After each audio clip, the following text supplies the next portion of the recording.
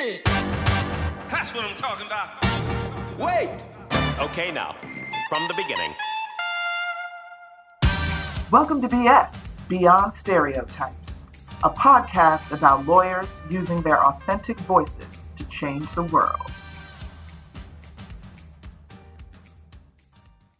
The same skill sets that it takes to be able to foster, nurture, sustain a diverse, equitable, and inclusive workplace or team, they're the exact same skills that it takes to be a leader. So now we have this term that people call inclusive leadership. And I wonder to myself, I always ask my clients, is there any other such thing as, is there such thing as a leader who isn't inclusive?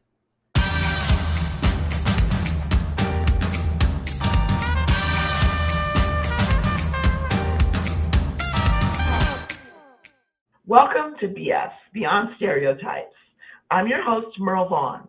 Here to BS with me today is Aiko Bethea, whose story I find fascinating and who will no doubt inspire all of you to embrace your authenticity. Hi, Aiko. Thanks for joining us. Hi, Merle. Thank you for having me. I'm excited to be here. Yay, I am so excited to talk to you. There's some great things going on in our country right now that I believe you are the best person for me to BS with about, although there's nothing BS about it.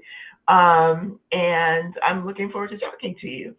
So just for our audience's edification, let me tell them a little bit about you. Aiko received her undergraduate degree from Smith. She received her JD from UNC Chapel Hill. She started her legal career at a big firm, I believe in Atlanta, and then moved to the city of Atlanta, where she led legal teams and I think also did some compliance work. She then moved to the Bill and Melinda Gates organization, where she did compliance work. Then into DEI and then into coaching and consulting. She is the founder of Rare Coaching and Consulting. And I'm just excited, so excited to talk to you today. Welcome. Thank you. Super excited to be here. So did I leave anything out? I usually do. I usually get corrected, so feel free to correct me or add. No, I think that's fine. They can always find me, right? And probably one thing that might be of interest is that I am the mom of 2 teenage boys. Yes, that is not for the faint of heart. And let me tell you, I understand that now because my daughter had identical twin sons almost 2 years ago during the pandemic. And I had never been around boy energy. So, and now I have. And so I applaud you. How Welcome are they to doing? the club. How are your boys doing these days? They're doing well considering all that's been happening in the world, but they are, since COVID, they have become 2 different boys now that they've been able to return back to school, and it's been really great, I think, for all of us. That's awesome. That is what, and with the twins are under 5, so they haven't been vaccinated yet, and so that's still a little concerning, especially with the relaxing of the masking requirements and everything. But knock on wood, so far we've been able to avoid it. I probably shouldn't have said that. I probably just jinxed us, but. Fingers crossed. Oh, wow. Fingers crossed. So let's start with your story. We always start with your story. So tell us where you grew up. I love to hear about your parents if you want to talk about them. As diverse folks, our parents usually play, not that everybody's don't, but we usually like to pay homage to our parents. So if that feels good for you, feel free. Sure. So I am born and raised in Spartanburg, South Carolina. And so when I was raised, we were poor, so pretty poor. And for me, that was a bit of an advantage because I was raised in a household with my mother present. And so my mother is Japanese. So in our household, we were a Japanese speaking household and everything culturally that you consider on that end. But the gift that I had was that, usually when you have two parents and one is black and you're not raised with that parent, if you have wealth or money, you're not going to be raised in a black community.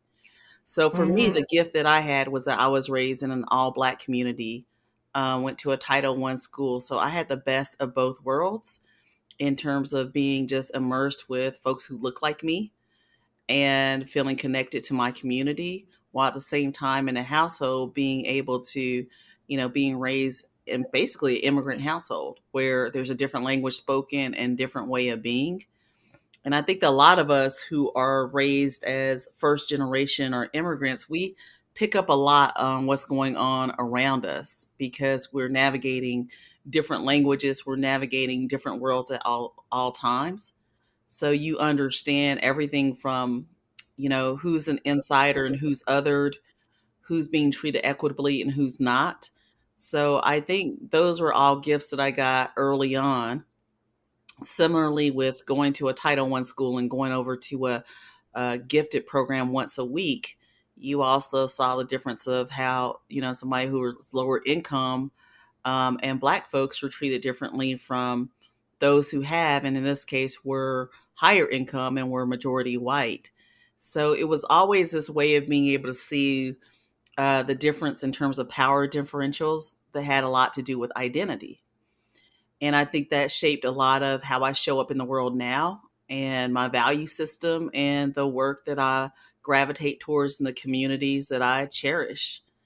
And so I wouldn't change any of it for anything. Interesting. So tell me, what is a Title I school? I've never heard that. So Title I schools are schools that are low income. They receive a lot of government subsidies. In my case, because of the makeup of the school that I attended, in terms of economics, we all received free and reduced lunch or meals.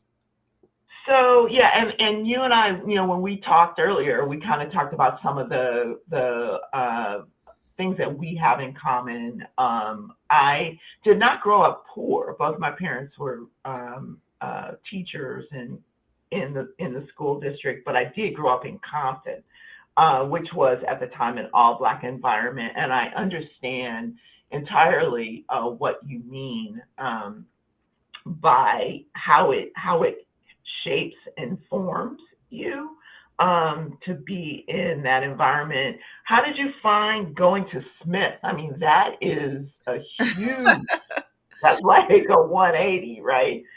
So certainly a culture shock, but I should say that after being in South Carolina most of my life in high school, we relocated to Long Island in New York. And so that was really where I had a big culture shock in terms of, you know, income disparity, just seeing a completely different way of life in terms of north to south, right? And the demographic makeup just looked really different. So I feel like that kind of broke me in before I went to Smith, where when you really think about the income gap and being amongst the minority in terms of racially, Smith was certainly an eye opener to a degree. I appreciated the academic rigor, and again, it was certainly, finding yourself one of the onlys again was prevalent during the summer times when I went to had internships. I always went back to lower income areas. So I did all my internships with the Children's Defense Fund or the Black Student Leadership Network.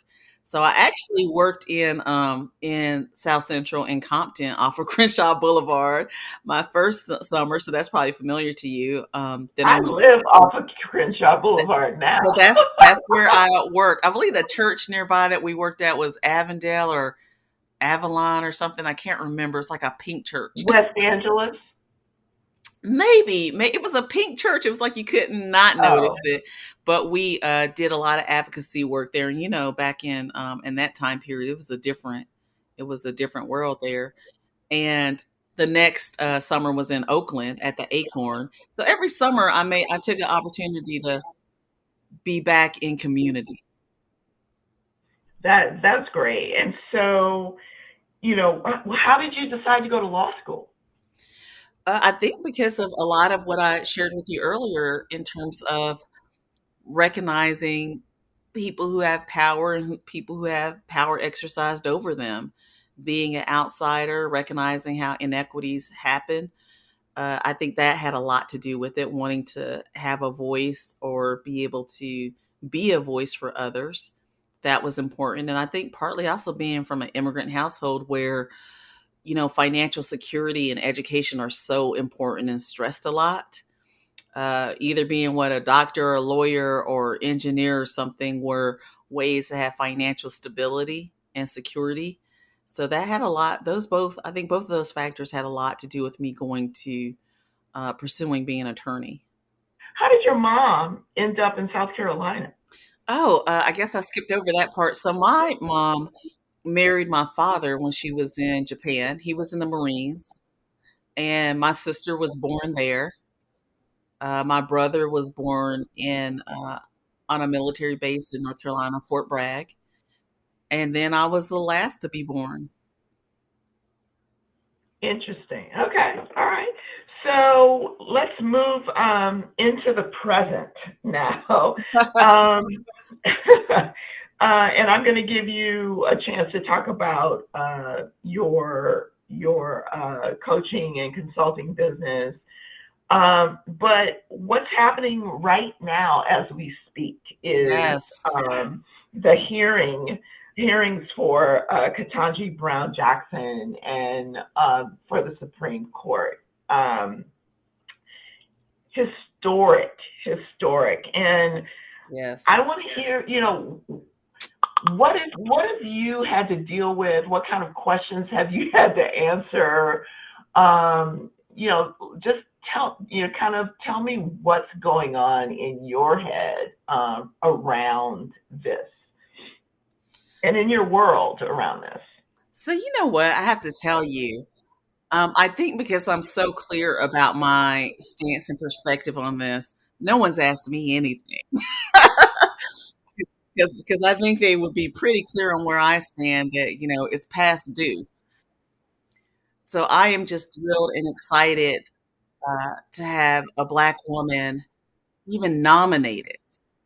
But I have to tell you, probably like a lot of Black Americans, I'm holding my breath because we know that nothing is ever a sure thing when it comes to us and recognition and elevation, and particularly in the atmosphere of what our government has been going through in the past few years.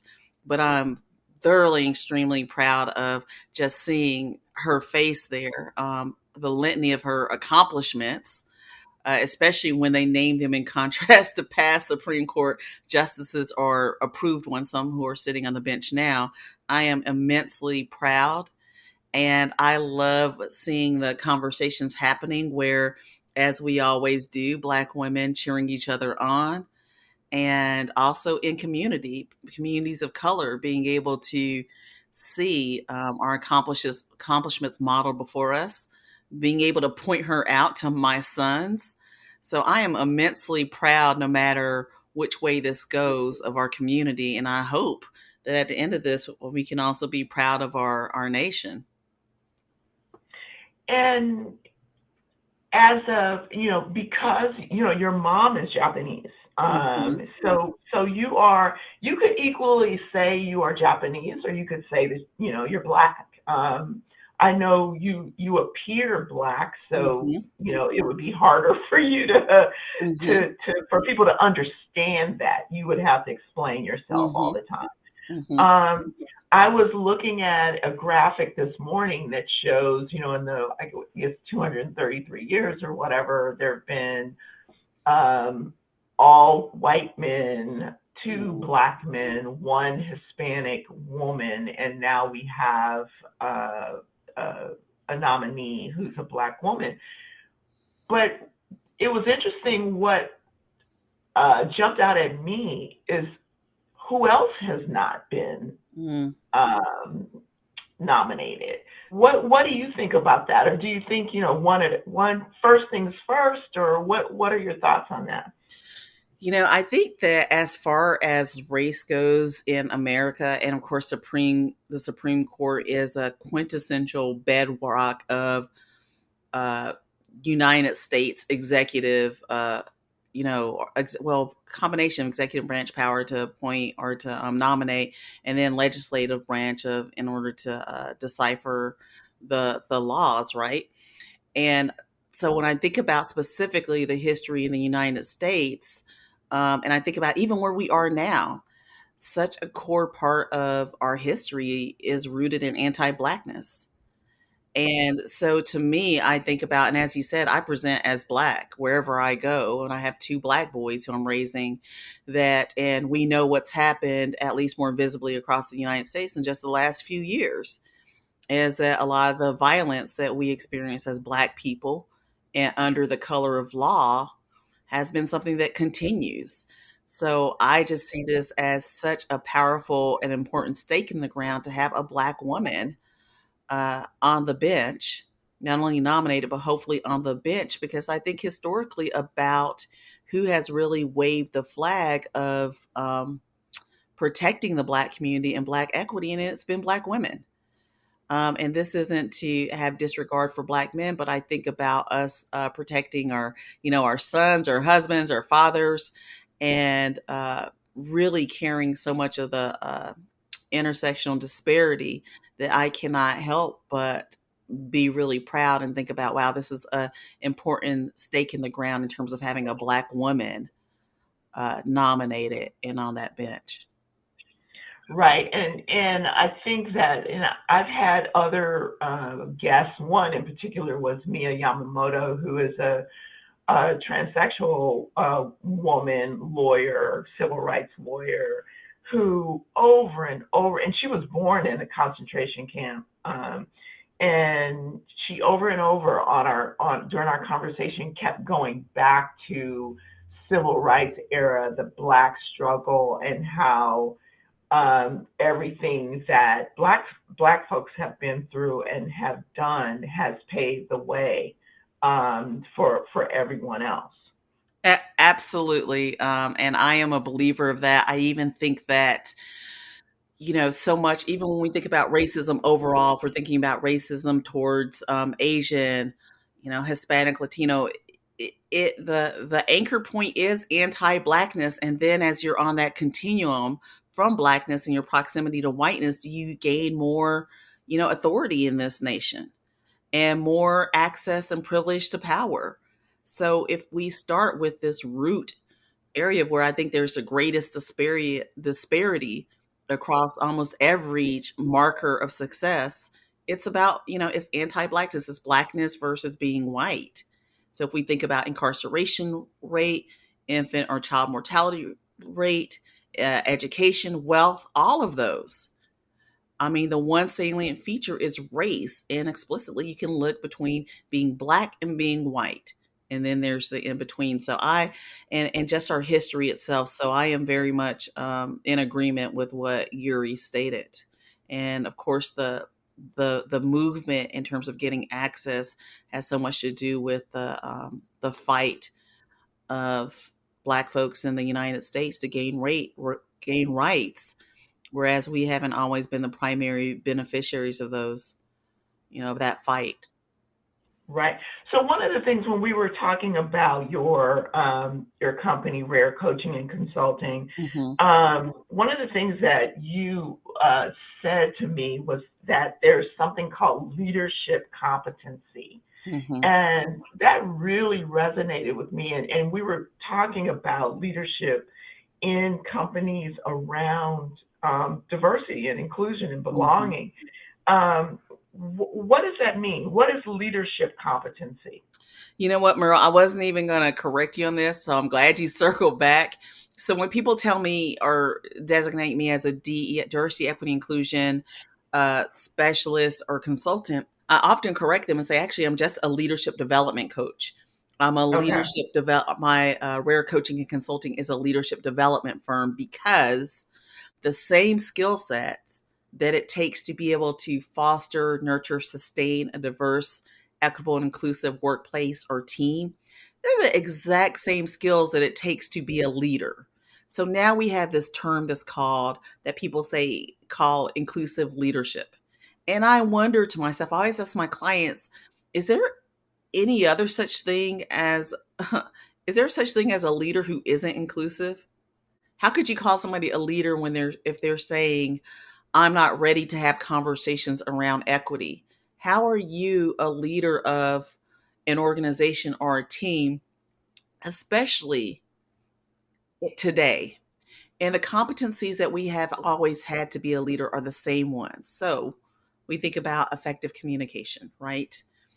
Being aware of who you're communicating to, understanding how you're showing up and the impact you're having, being aware of the language you're using and how it's going to land on others. So that degree of self-awareness, that's always been important. Emotional intelligence. Emotional intelligence has always been important for leaders. The difference now is that leaders of the past only had to think about emotionally relating to others who looked like them, because mainly the folks who were in the room of leadership all looked the same. The folks who they were accountable to looked very much like them as well, so it's very homogenous. So the depth and breadth of your emotional intelligence skills was pretty shallow and limited. But now the people who are in the room look different from you, which means that you need to level up in terms of your self awareness and your ability to connect with others. The people who are holding you accountable are people you may never meet. So we all have heard of Black Twitter. We've heard of Instagram, all the social media that is really active in holding companies and leaders accountable. People they'll never meet, right? Are holding them accountable. So that expectation in terms of the breadth and depth of your emotional intelligence, it's leveled up. And it's the same skill set, but leaders need to understand how to anchor themselves in leveling up so that they see more than people who look like them. They're able to communicate better with people in terms of the breadth of people who don't look like them or don't have the same, aren't from the same walk of life and background. So what we're doing is we're using the same leadership competencies, but we're asking people to level them up. And similarly, when we think about needing leaders to create spaces of innovation or creativity, that's not new. What's new now is that we understand, based on empirical data, that diversity and inclusion are keys to that. And not diversity in terms of everybody having different ways of thinking, but those studies are based on gender, race, and ethnicity. So you need to be able to foster and sustain teams that are racially diverse and gender diverse to be able to create innovation and creativity. So exact same leadership competencies that we've always looked at and required, except we need leaders to now level up because the workforce looks different. The And accountability so is different.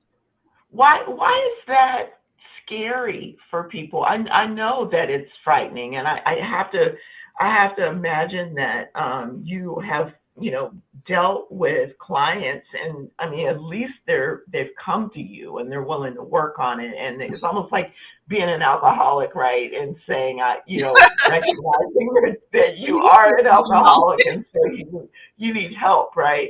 So that, I mean, that's the first step. So I applaud those people who are doing that and going to you for that, to do that work. But when you talk to them, I mean, do you get a sense for why it's so hard? Why it's actually scary and can actually paralyze people?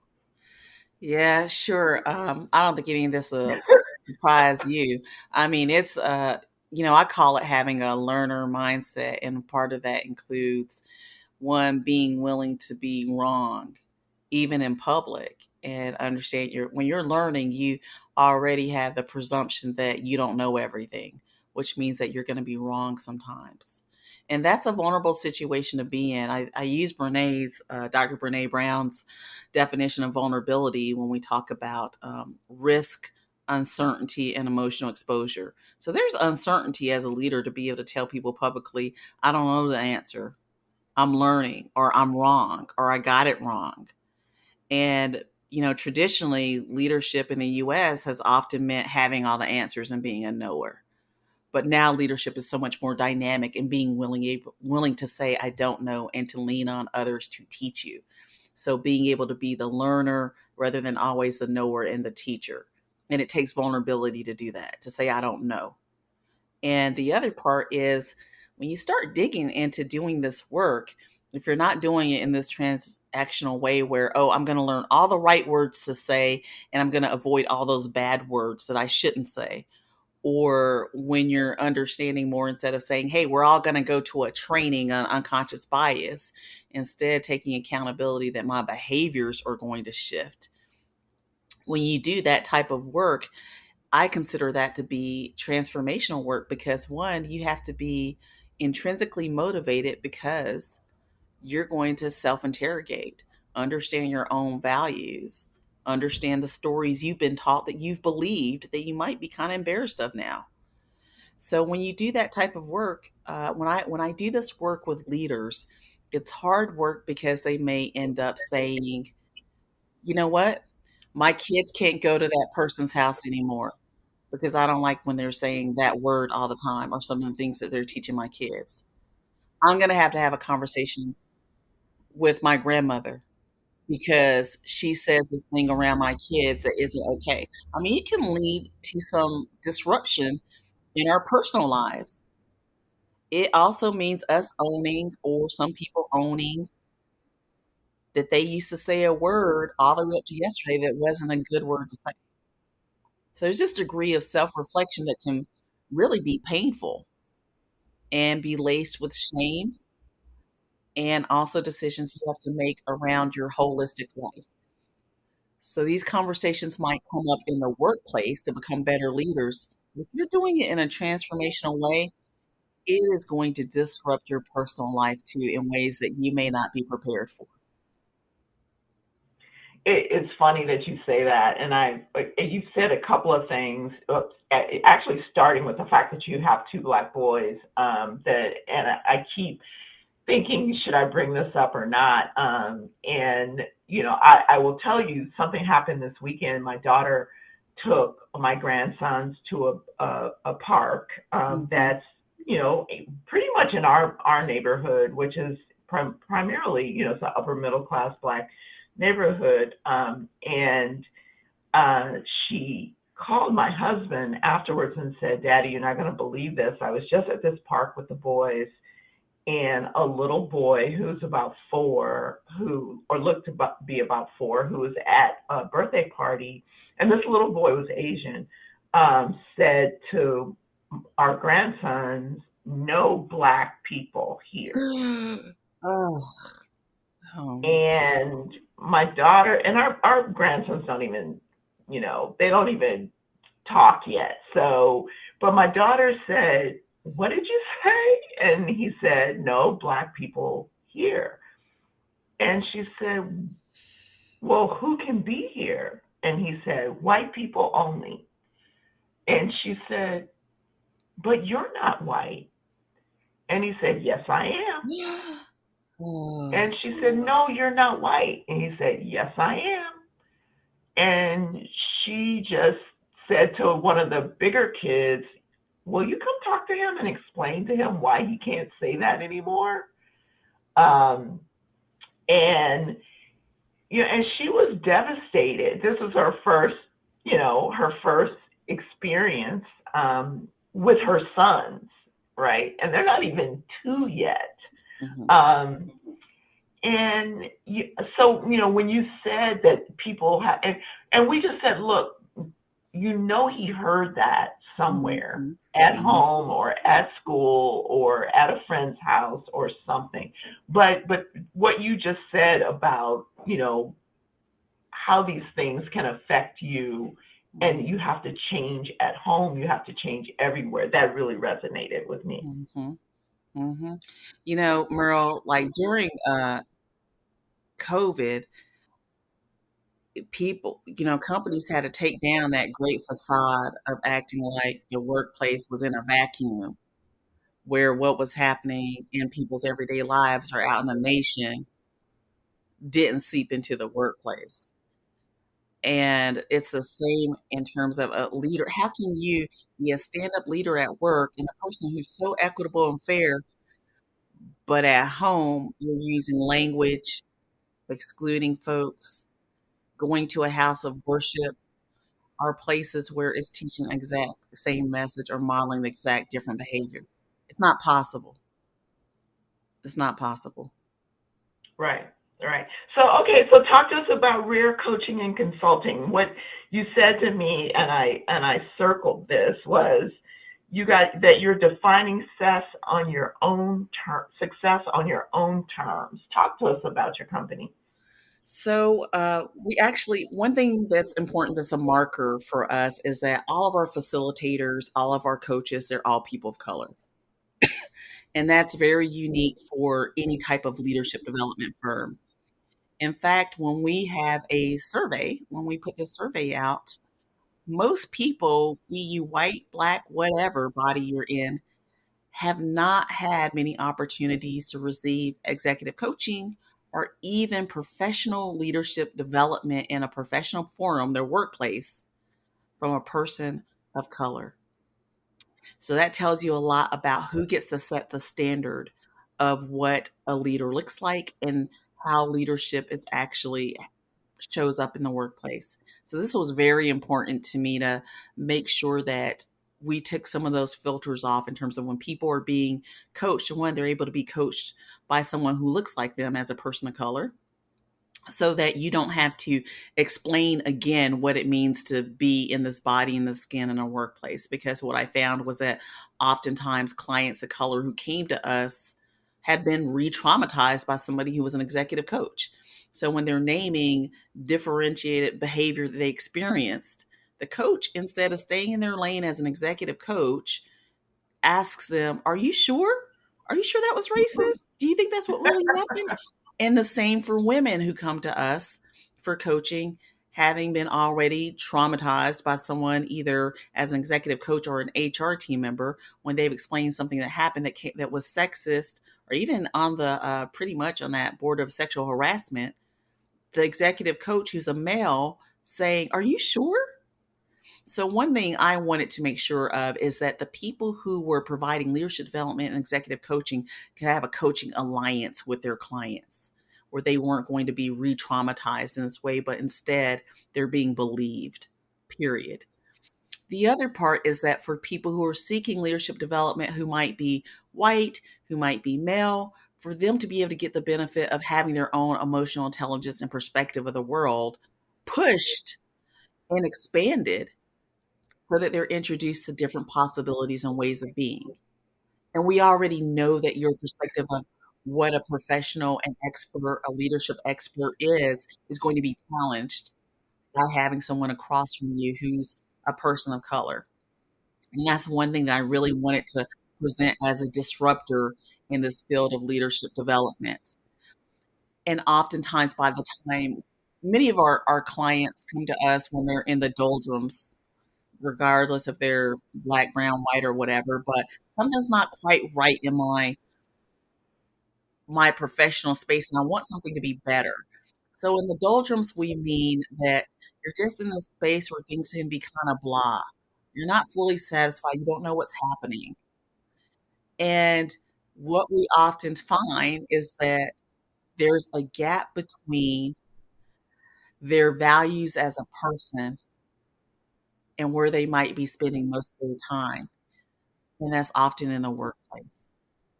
And we find that they've been going on this trajectory of checking the box of who they're supposed to be, what success means based on other people's terms, be that their family of origin or society, and they're left unfulfilled. So one thing we want to make sure we're always creating a clearing for people to be able to define success on their own terms. And sometimes for some leaders, maybe they're in the position that they desire to be in, or and even the workplace they desire to be in, but they haven't had an opportunity to show up without assimilating, code switching, or covering. And we as executive coaches support them and understand what does that mean for them to show up fully as themselves or in their own values, and to have agency around defining what type of leader they want to be and setting and holding boundaries. And that's amazing and it's inspiring. But what if, so you have a person who does that work, because really that's around authenticity, right? And they do that work, but they still are in the same company.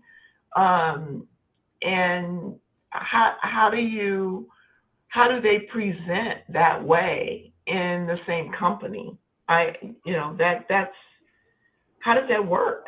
So there's a lot of different ways that this paths that this can go on. One is that sometimes people decide, you know what, this isn't the place for me.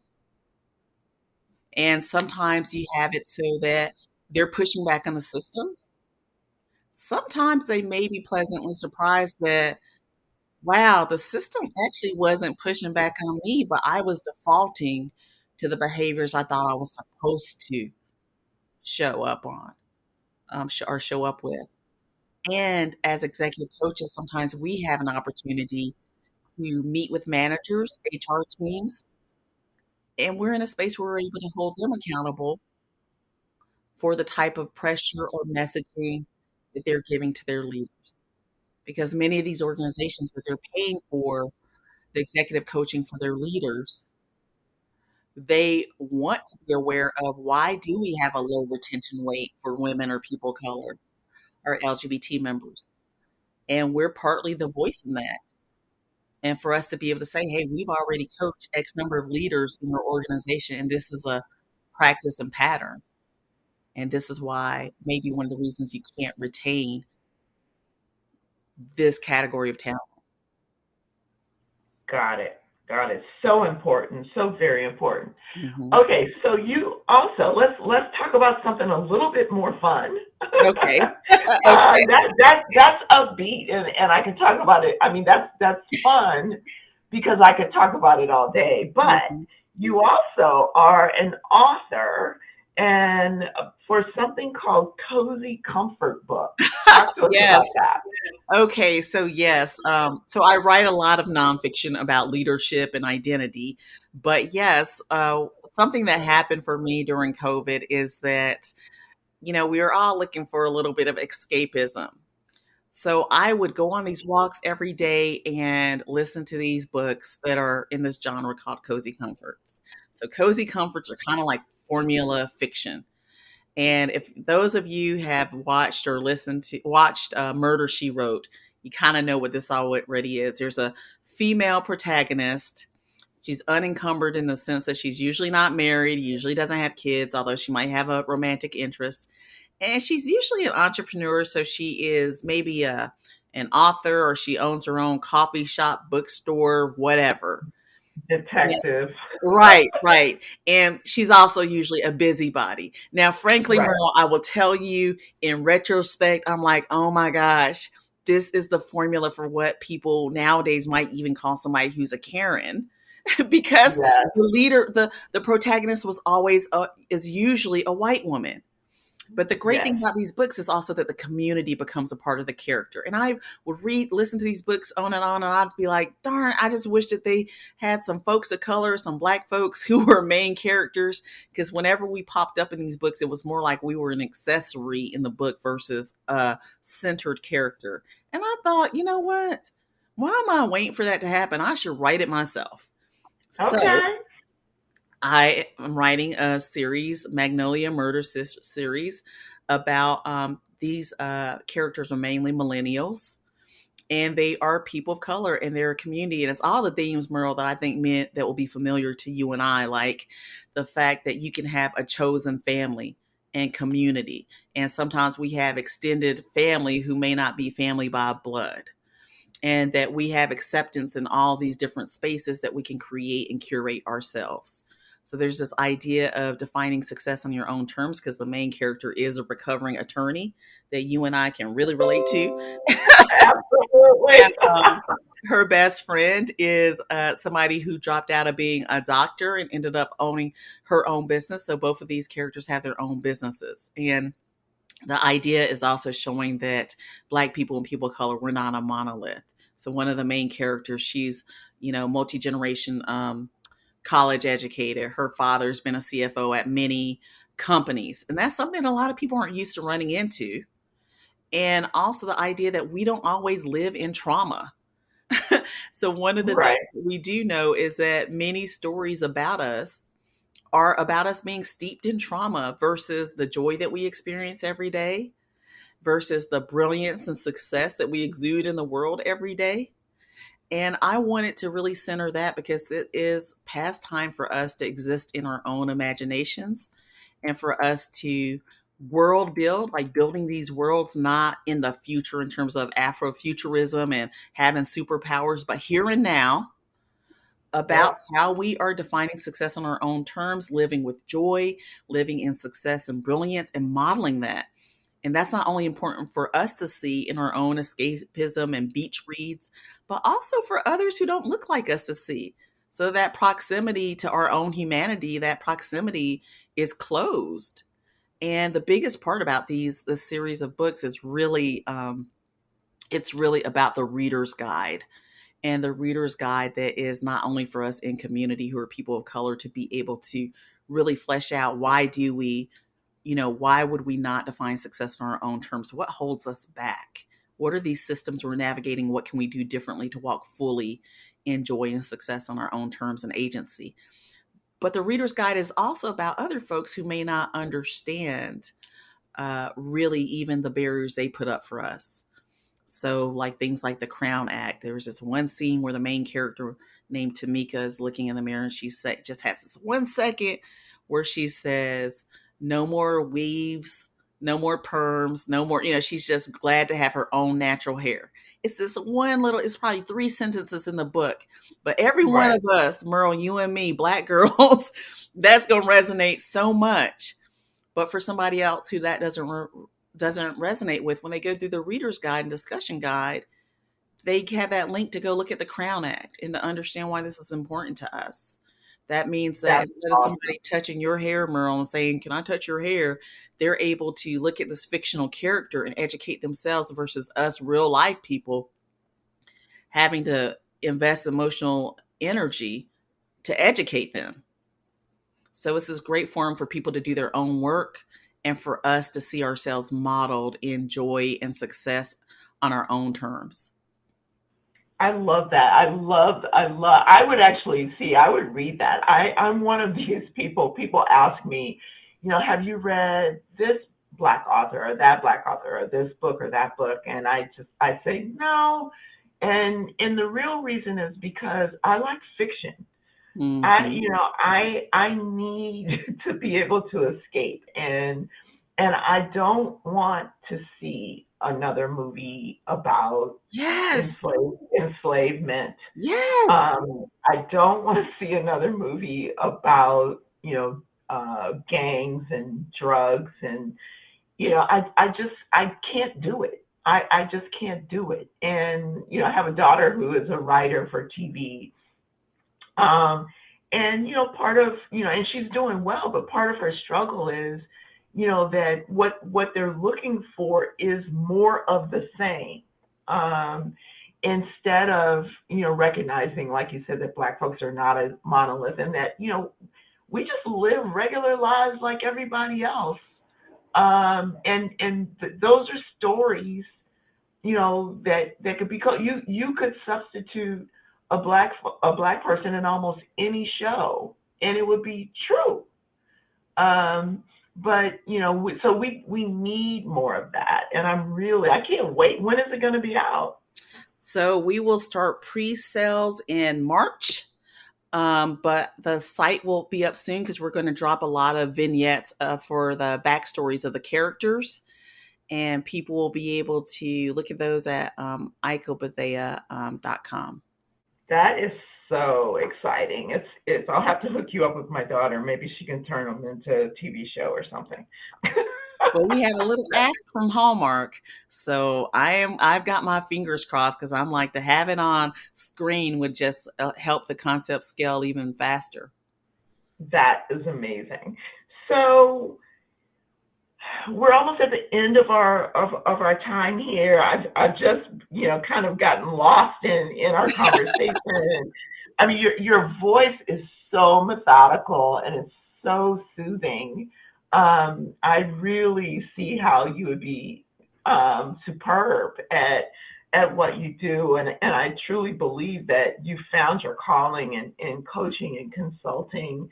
I wish you would coach me, because boy, could I use it. Let me tell you. But let me ask you this: is there any last joy, thing that you want to put out there, words of wisdom, something that you feel encouragement for folks to find their joy and pursue their authenticity? There's a big movement now that we talk about a lot, which is about self-care. And I would love to just challenge people, instead of thinking so much about the limitation of how we talk about self-care, to think about it as wellness and wholeness. And wellness being that we're not just talking about going and exercise and yoga and spa treatments, but we're thinking about wellness in terms of living into our purpose, challenging ourselves, leaning into community and the things that are important to us. And to me, that's really holistic wellness. Knowing that even though we at moments will be tired, that we're thriving. So understanding that we're moving towards not just surviving, but thriving, not just coping, but thriving.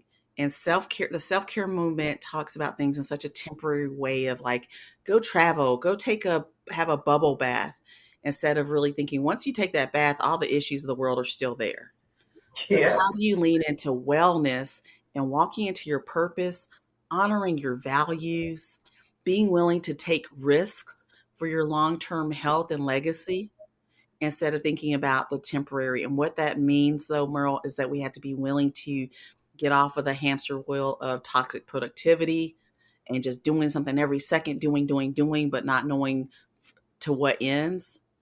And also letting go of perfectionism and trying to reach standards that are impossible. And according to whom? Who's setting these standards? And creating our own standards and honoring them. I love that. I absolutely love that. And so how do people reach you if somebody wants to hire or get a proposal from your company or have a consultation about hiring you? How do they reach you? So they'll find us on the web, of course, rarecoaching.net, rare as an RARE, and on Instagram at rare_coach. And we're super active on LinkedIn. And we're always on podcasts, keynotes, but I really hope that people do tap into our wonderful bench of coaches, executive coaches, and companies consider how they can actually sew into their leaders and also the sustainability of their leaders of color by investing in their professional development and their well-being. Hear. This has been so wonderful. Thanks Thank you for having me, Merle. Yeah. Thanks for being here to BS with me today. I hope you've enjoyed it. I certainly have. And thanks to everyone for listening. And until the next episode, remember that everybody is different and different is good. Hit it! That's what I'm talking about. Wait! Okay, now, from the beginning. We hope you enjoyed the stories shared in today's episode of BS, Beyond Stereotypes.